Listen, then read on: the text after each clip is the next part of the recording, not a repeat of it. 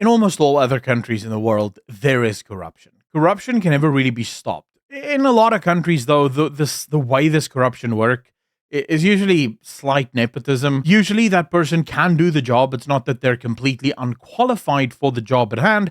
It's just that hey, it's nepotism. It's not good. And usually, when you're caught out, so if you were to make your son, say, for example, the general surgeon of the nation, but he's not even a doctor, there would be massive questions asked around that, and you'd get in serious trouble. But for the most part, most countries sort of play by different rules because that's how the elites work. They don't follow our rules.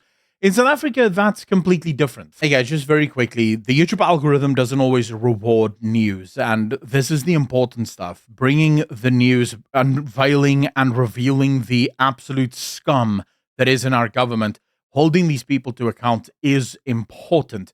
If you agree and if you like the way that I do it, then please consider hitting the like button, hitting that subscribe button, and leaving a comment because it helps. That engagement tells you, the YouTube algorithm, that since you like the content, it should suggest the content to other people that might like it as well. And the fact of the matter is that the only way for us to ever defeat this government is to make every single person in this country aware of the absolute rot that exists within this country. So thank you so much and enjoy the video. From what I understand, South Africa is one of the few countries on earth that doesn't have a strict block on government official family members being allowed to do business with the government. In fact, I don't even think our government officials are blocked from being able to do business with the government.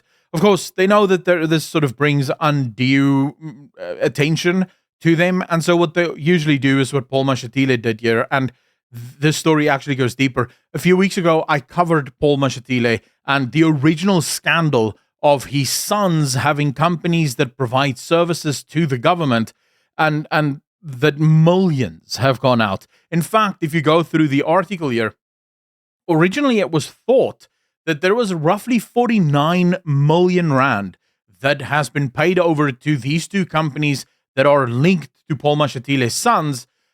It now turns out that actually these figures are way, way higher. 49 million has now ballooned to 91 million. And this is after DA members started to poke and ask questions of the legislator, going, wait, what the hell are you paying for? What exactly is it that you're trying to push? Now, the problem with all of this is, of course, that almost none of it is actually on paper, right? It's just sort of loose promises that's made. Money is being paid out for services rendered, but the services rendered are never actually recorded. And so even at the end of this article, they make it super clear they don't know what the services are. At one point, one of Paul Mashatile's companies, or at least companies linked to Paul Mashatile, was supposed to install fire suppressant systems at a hospital in Gauteng. And then there was a fire at this hospital that wreaked havoc. But then the company that installed the fire suppression systems just went, yeah, well, that fire didn't break out in the part that we put the suppressants in. And again, it's sort of like, well, we don't know, right? Because there's no paperwork that actually shows the work done, no paperwork that shows where the work was done. No one actually knows what's going on here. Now the entire story is absolutely insane. You have Paul Mashatile right there at the top. Then you have Tinioki Mavalasi, who is married to one of Paul Mashatile's daughters, and then you have Tabiso Mashatile. They both own different companies, right? So they own two companies one is called Nagwatu and Manzi Group, or NMG, and the other is Modupadi Nokaneng. And again, these two companies are supposed to be rival companies. That's how they're set up. Also, as it seems, in the department's own records, these companies are registered as two very different companies, both vying for government contracts. And so you can already imagine the way this happens, right? You have to put out sort of a tender call, and then you have to accept companies from all over the country to sort of quote on these tenders, and then you have to accept one of them. This is sort of introduced by the ANC to try and combat corruption and make sure that everyone has an equal playing field. The way this works, however, and you have actual workers of these companies that have spoken out. One former worker actually told News 24 that they had to double check whether documents they were preparing needed to be under the MNG or the Modapadi Nokaneng branding. Workers were told before they would visit a site which of these two companies they are actually representing. And like I said, 91 million rand has been awarded to these two companies, and no one knows why. No one knows what they've actually done. What we do know, and thanks to their incredible corruption, the workers that are now speaking out are speaking out because they haven't been paid yet. A lot of these workers have just seen their salaries completely dry up, and they don't know what's going on. They don't know where their money has actually gone because they've been doing work to some extent.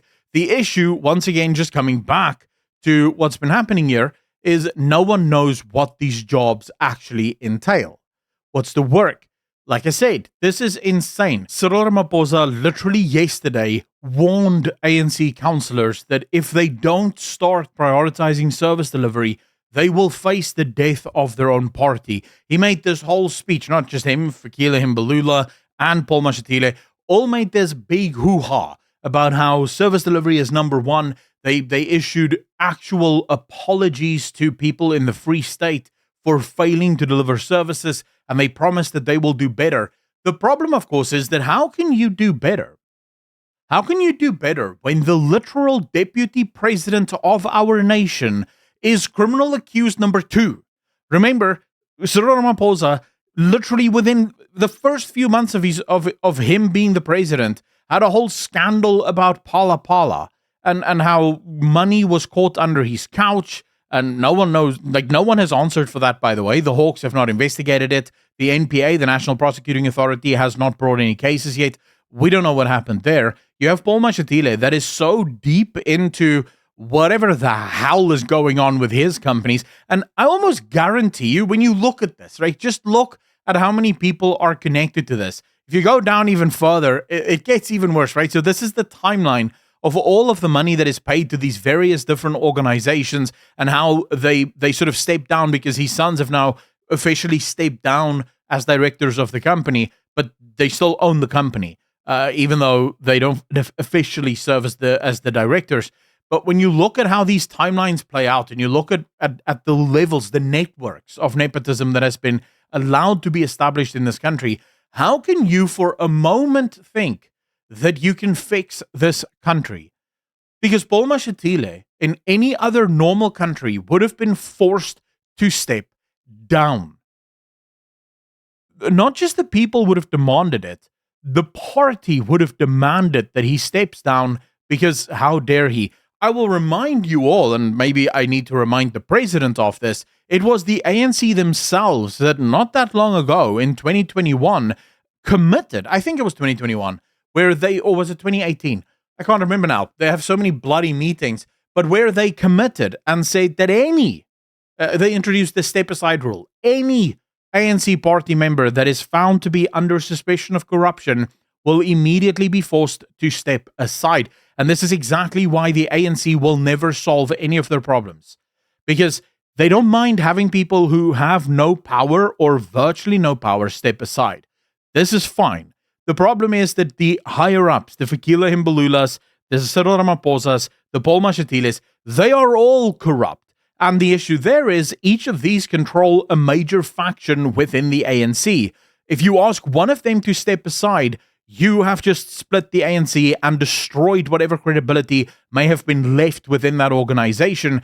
And so they can't do it, right? They can't fix what is at the top. And as the ancient saying goes, the fish rots from the head.